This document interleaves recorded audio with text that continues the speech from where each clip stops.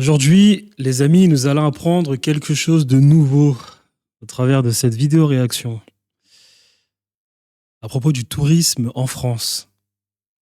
Les amis, la République nous a menti sur absolument tout. L'histoire de la France, l'histoire de la Révolution française, l'histoire de l'économie, son rôle, le rôle de l'éducation, ce qu'on apprend à l'école, la situation économique de la France. On a créé des écrans de fumée comme le PIB, le libéralisme ne marche pas, le capitalisme ne marche pas, le socialisme, ça marche, mais on ne sait pas où va l'argent. Une caste a pris le pouvoir, ils vous disent qu'on va faire des efforts, ils vous disent qu'ils sont en train de travailler pour. Un mec est au pouvoir depuis 15 ans en France, 15 ans en France, 15 ans. Il ne veut pas lâcher le pouvoir. Répression, taxation, dépenses, corruption, favoritisme, technocratie. Et pour ce qui est du tourisme, les amis, pour ce qui est du tourisme,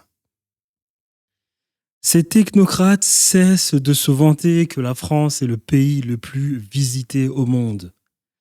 Pour ce qui est du tourisme, ils vous disent que la France est un pays attractif. C'est la seule chose qui leur reste. L'industrie, ils l'ont détruite. Le libéralisme, ils l'ont détruit.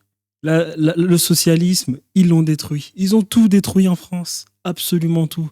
Donc le tourisme, c'est bien la dernière chose qui leur reste. L'armée aussi, ils l'ont détruit. L'école, détruit. La santé, détruit. Énergie, détruit. Armée, détruit. Éducation, détruit. Tout est détruit. Tout est détruit. Il leur reste le tourisme. Rendez-vous compte quand même que lorsqu'un pays se vante de faire du tourisme et que du tourisme, quand on analyse ce pays, pour la plupart du temps, il s'agit de pays du tiers-monde. Aujourd'hui, la France est complètement déclassée dans le monde. Il vous parle de 7e puissance économique. Fais-moi rire. Il vous parle de top 10 des armées les plus puissantes. Fais-moi rire. La France ne tient pas 2 jours pour faire la guerre. Et pour ce qui est du PIB, si on compte le nombre de pays qui font bien plus que la France, on va vite se rendre compte que la France n'est pas dans le top 10. Pire encore, que la France, avec les États-Unis, sont peut-être les 2 seuls pays au monde qui gonflent leur PIB avec de la dette. Les 2 seuls. Pour le premier, c'est pas si grave, vu qu'ils ont encore le privilège impérial qui est le dollar. En France, c'est pas le cas. Ce n'est pas le cas. La France est le seul pays depuis le Covid qui fait de la dette, le seul pays qui a sa note pour faire de la dette qui baisse, le pays qui est capturé plus que par une classe technocratique. Plus que cela, par une classe de Français qui, depuis mai 68, ont décidé de foutre le pays à mal. Voilà. Un pays qui, techniquement parlant, a déjà esclavagisé sa future jeunesse. Voilà. La seule chose qui leur reste, c'est le tourisme. La France est un pays touristique.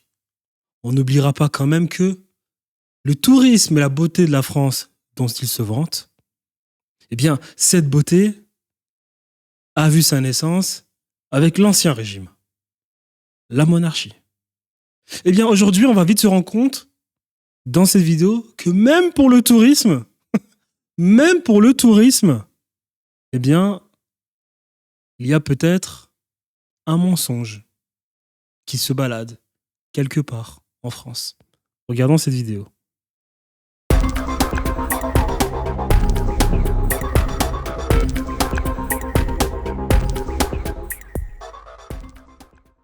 Tous les ministres en charge du domaine le claironnent. La France est championne du monde du tourisme. C'est pourtant totalement faux. C'est une imposture. Elle ne domine même pas le palmarès européen. Tout s'appuie sur le même chiffre trompeur, le nombre de touristes étrangers arrivés sur le territoire. Un peu plus de 89 millions en 2023. Aucun pays n'a fait mieux. C'est quand même un drôle de chiffre. Certes, la France, avec l'Italie, dispose d'un patrimoine culturel unique au monde. Le pays bénéficie aussi des deux formes de tourisme de loisirs, balnéaires et sports d'hiver, grâce à son domaine skiable hors norme, auquel il faut encore ajouter le tourisme d'affaires. C'est un fait objectif, l'offre de la France en matière touristique est complète, ce qui est exceptionnel. Mais de là à caracoler en tête, notamment devant les États-Unis ou la Chine, qui bénéficient pourtant d'un effet taille, c'est étrange. La France est en fait un pays de passage. Nombre de vacanciers d'Europe du Nord et de l'Est ne font que la traverser le plus vite possible avant de rejoindre leur destination finale, en l'occurrence l'Espagne, le Portugal ou l'Italie. Ils dépensent peu et leur principal budget est celui du carburant et des péages. D'après les estimations de l'INSEE, 20% des touristes ne feraient que traverser la France. Et selon la Direction générale des entreprises, seule la moitié des touristes y passeraient au moins 3 nuits. Bref, notre chiffre de fréquentation fait de la gonflette. Cela devient une évidence dès lors qu'il est rapproché de celui des recettes touristiques. En centrant l'analyse uniquement sur les pays européens, la France passe alors nettement en dessous de l'Espagne, dont les dépenses effectuées par les visiteurs étrangers sont 33% plus élevées. Sur cet indicateur, l'Hexagone est plus proche de l'Italie en 3e position. Ce classement, en termes de dépenses réalisées par les visiteurs étrangers, est encore très flatteur. Il faut à minima le compléter. D'abord en le rapprochant des dépenses des Français réalisées à l'extérieur des frontières. C'est une chose d'attirer la clientèle internationale, c'en est une autre de satisfaire la demande domestique. Or, les Français partent à l'étranger et y dépensent même beaucoup. Parmi les Européens, ils se placent dans le top 3 des plus dépensiers derrière les Allemands et les Anglais. Le solde touristique donne alors son verdict. Si l'Espagne est hors concours, la France tombe de son piédestal et glisse à la 5e place, coincée entre la Grèce et la Croatie. Les recettes touristiques sont aussi à mettre en rapport avec le nombre de touristes pour dégager un chiffre d'affaires moyen par visiteur. C'est un indicateur de performance. Il faut alors piocher dans le top 15 pour retrouver la France tombée à la 13e place. Si l'écart des prix relatifs entre pays peut expliquer certaines positions, le classement de la France renvoie l'image d'un pays qui sous-exploite son potentiel touristique. Impression confirmée dès lors que les recettes sont rapportées au PIB pour gommer les effets taille des pays. Deux se détachent, le Monténégro et la Croatie.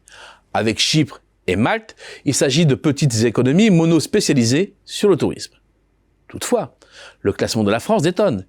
Il faut plonger à la 22e position pour la retrouver, coincée entre la Lituanie et la Pologne.